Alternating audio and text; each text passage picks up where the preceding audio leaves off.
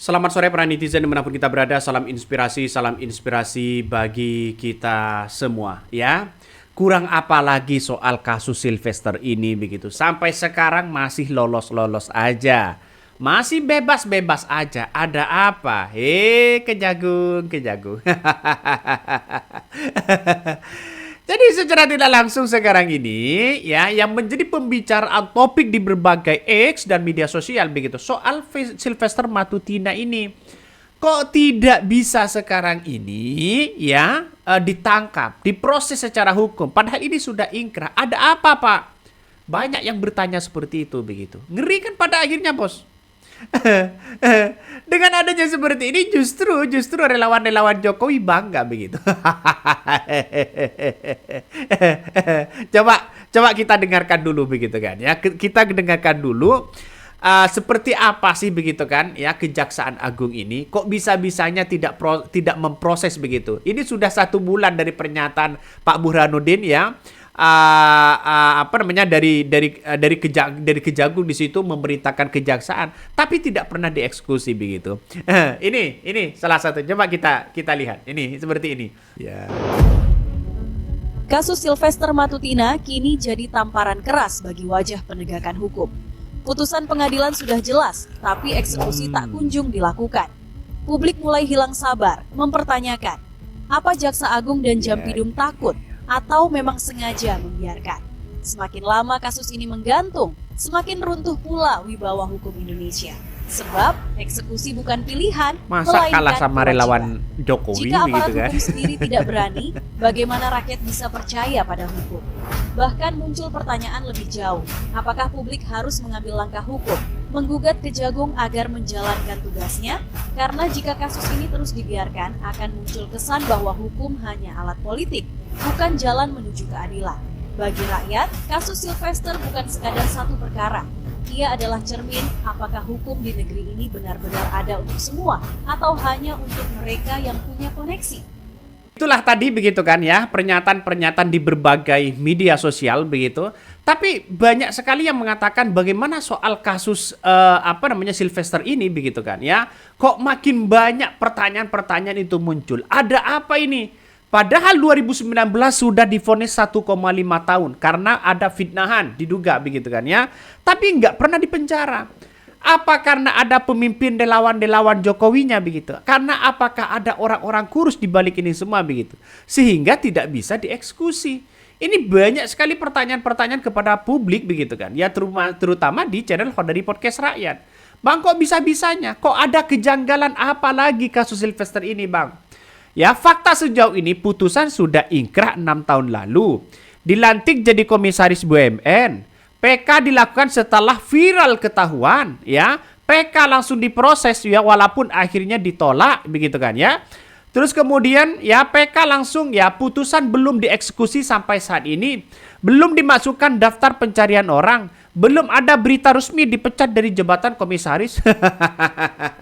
Ini kok aman-aman aja ini si Sylvester begitu kan ya. Coba kita baca komentar netizen. Penegakan hukum zaman now terburuk sepanjang sejarah reformasi. Presiden Prabowo dan Kejaksaan Agung ya Burhanuddin ya bergaming, tidak berani menangkap dan memberhentikan Sylvester dari komisaris BUMN ya. Kalau hukum tak lagi jadi panglima, hancurkan NKRI, tinggal menunggu waktu saja. Ini salah satu komentar dari netizen. Banyak sekali ya kekecewaan kepada Kejaksaan Agung ini begitu kan. Karena tidak kunjung dieksekusi. Ada apa? Bagaimana mungkin ingin menangkap Rija Chalid kalau toh pada akhirnya sekecil itu tidak bisa ditangkap? Ya hanya omon-omon aja begitu. Masih ingat dengan pernyataan Kejaksaan Agung itu? Ya makanya saya pribadi begitu kan ya, semuanya di mata hukum itu harus sama, Pak. Ya, jangan tebang pilih. Nampaknya begitu kan, nampaknya ini ada apa? Banyak yang bertanya-tanya, menduga bahwa seolah-olah ada tebang pilih dan sebagainya. Bagaimana untuk bisa menjadi negara hukum, negara demokrasi kalau toh pada hakikatnya perilaku-perilaku seperti itu dibedakan, Pak. Masa membedakan seperti itu begitu? Ada apa? Kan ini kan pasti ada dampak ke masyarakat dibaca di situ begitu. Nah, Kasus ya yang menjerat Ketua Umum Solidaritas Merah Putih atau Solmed Sylvester Matutina kembali mencuat hari ini. Pada 2019, Sylvester sebenarnya sudah divonis begitu 1,5 tahun penjara, namun hingga gini belum ditahan. Banyak yang bertanya-tanya soal itu. Nah, Kepala Pusat Hukum Penegakan Kejagung begitu kan ya, Anang Supriyatna mengatakan bahwa putusan pengadilan terhadap perkara Sylvester sudah berkekuatan hukum ya, tetap ingkrah. Oleh sebab itu tidak ada lagi alasan untuk menunda penahanan terhadap pimpinan organ relawan Presiden Jokowi itu begitu. Nah, lantas bagaimana begitu kalau tidak ditahan sampai sekarang? Ada apa di balik ini semua? Padahal kasus fitnah Pak Yusuf Kala 2017 sudah begitu, sudah 6 tahun.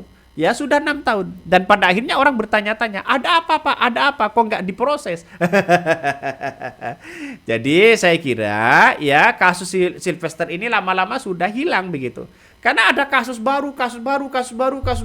Kalau ini tidak dijaga, kalau ini tidak dikawal, yakin begitu kan ya, Sylvester ini bebas di situ begitu. Coba kita baca komentar-komentar dari netizen, banyak sekali pro dan kontra begitu kan ya. Ada yang mengatakan ya publik sudah sampai batas kesabaran. Ini gini aja loh ya, kalau ketemu orangnya seret aja tuh Sylvester ke jalan. Ya, kasih salam olahraga rame-rame, kan dia buronan, kata komentar netizen. Ya belum ditetapkan orang DPO begitu kan ya. Ada yang mengatakan wibawa hukum ya di titik nadir terendah ya, minus sekarang ini. Kata komentar netizen banyak begitu. Kenapa? Karena tidak bisa menjerat orang-orang yang sudah ingkrah dan sebagainya. Ini padahal cuma diberi 1,5 tahun.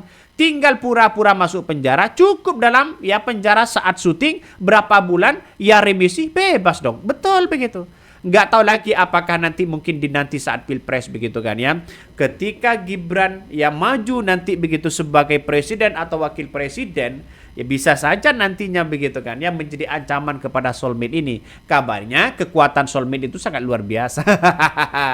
Ya mungkin karena ada orang kurus atau orang siapa begitu kan ya, sehingga tidak bisa diproses begitu kan. Walaupun Kejaksaan Agung katanya mau menangkap omon-omon begitu sekarang ini. Coba saja realitasnya sekarang. Ya banyak persoalan-persoalan yang kemudian muncul begitu kan ya. Bahkan ya kita lihat saja lembaga hukum negara ini, kata netizen ini, lembaga hukum negara bisa ketakutan tak berani melakukan eksekusi terpidana atau gimana ceritanya Pak. Nih, ternyata Kejaksaan Agung orang-orang yang lebih dekat katanya begitu kan. Ya nggak tahu lagi. Walaupun kedekatan dengan siapapun begitu kan, dengan kekuasaan, yang namanya hukum itu harus sama Pak. Ya jangan tebang pilih. Karena si A memilih karena mungkin kekuasaan, karena jaringannya si B begitu kan. Tiba-tiba memilih seperti itu. Ngeri bos persoalan-persoalan ini. Pada akhirnya apa yang terjadi? Ya yang terjadi tidak eksekusi begitu. Padahal Sylvester ini sudah dugaannya begitu kan ya, yang kemudian menuduh memfitnah Pak JK akibat orasinya pada 15 Mei 2017.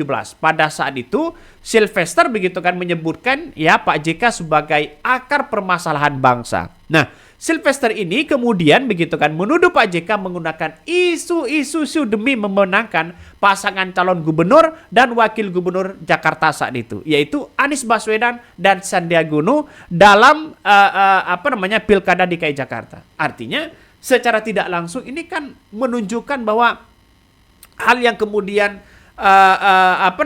bisa menurunkan citra dari seorang Pak JK pada waktu itu begitu. Ini kan ngeri persoalan-persoalan itu begitu. Jadi sekarang tidak diproses ya, tidak perlu diproses. Ya bagaimana untuk diproses kalau semuanya takut begitu kan. Jadi artinya apa? Ayolah kita sadari bersama bahwa proses hukum, penegakan hukum itu benar-benar ada. Ya, benar-benar nyata. Siapapun ya tidak boleh begitu kan ya berhadapan dengan hukum begitu kan. Makanya banyak yang kemudian mengatakan bahwa Sylvester ini kabarnya ya sering ke Solo. Ya kesering ke Solo ini untuk apa begitu kan? Ya apakah sekarang masih menjadi komisaris? Kalau memang dia sakit masih belum dipecat menjadi komisaris, ya ada apa? Kan itu pertanyaan dari masyarakat begitu kan? Ya digaji oleh rakyat begitu kan? Tiba-tiba ya tidak bekerja dan sebagainya. Ini kan aneh pada akhirnya. Jadi saya melihat bahwa Kejaksaan Agung ini sekarang ini nampaknya tidak lagi begitu kan, nuansanya bukan Kejaksaan Agung yang lama begitu. Bagaimana dulu sangat santer begitu kan ya, korupsi Pertamina diungkap, korupsi minyak Pertamina juga yang lain begitu di BUMN begitu kan ya, benar-benar disikat habis begitu. Apakah ini terlalu kecil mungkin kasusnya begitu kan ya? 1,5 tahun begitu. Apakah terlalu kecil? Apakah karena tidak ada tidak ada kerugian negara ya? Apakah hanya seperti itu begitu kan ya? Jadi saya kira ini kejaksaan ini harus benar bekerja dengan rakyat lah begitu kan ya. Ini kan untuk rakyat ya, semuanya hukum itu kan mengatur bagaimana caranya begitu kan ya, aman tentram. Kalau yang salah ya salah, kalau tidak yang tidak begitu. Ini tanda-tanda alam sudah mulai terlihat ya, banyak orang-orang yang merasa benar. Dan kemarin dalam geladi bersih HUT TNI di Monas ya, bendera merah putih ya bercerai alias robek ya, itu satu sisi begitu kan ya. Dari dulu memang ya kalau begini masalah hukum apa masih ya berarti ada fakultas hukum. Ya mau bagaimana lagi negara kita begitu kan ya. Semuanya tergantung dari presidennya. Saya mengatakan seperti itu karena apa? Karena kalau pemimpinnya itu tegas, siapapun orangnya sudah selesai gitu kan. Jadi kalau toh pada akhirnya ada hukum seperti ini dibiarkan, itu akan menjadi cikal bakal ketidakpercayaan masyarakat terhadap pemerintah. Ya, hukumnya kalau rakyat kecil diproses tepat begitu kan ya. Kalau proses cepat begitu dihukum, ditahan cepat begitu. Jadi saya kira adanya situasi dan kondisi saat ini berbeda begitu. Ya, semoga saja Pak Burhanuddin itu begitu kan ya, tidak tegas ya terhadap apa yang kemudian menjadi ingkrah kepada Sylvester ini ya, dan kemudian ditahan di situ begitu. Saya kira kalau ditahan sekarang lebih cepat begitu kan. Kenapa? Karena Pilpres nanti mungkin Sylvester akan keluar. Kan itu logikanya. Ini kan ngeri-ngeri sedap, bos. Ngeri-ngeri sedap. Jadi kalau relawan-relawan Jokowi sekarang sudah kuat, sudah mulai muncul narasi-narasinya, apakah ini bagian dari orang-orang yang kemudian ya tidak diproses secara hukum? Kalau memang ada nuansa-nuansa yang salah begitu. Ya makanya banyak orang yang merapat ke Jokowi begitu kan, yang mungkin tidak bisa disentuh oleh hukum. Apakah benar seperti itu begitu? Ya kita tunggu saja. Nasib kita tidak tahu begitu kan ya.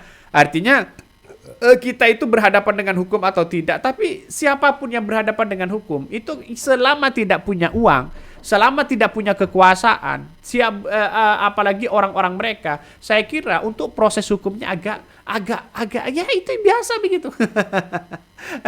Agak kurang gimana begitu kan ya. Jadi coba ngarcep sekali kalau rakyat kecil di situ begitu. Tapi bagian penguasa, wah nggak tahu lagi begitu. Oke, mungkin itu yang kami sampaikan ya. Tonton terus di channel Hodari Podcast Rakyat ini. Jangan lupa di subscribe.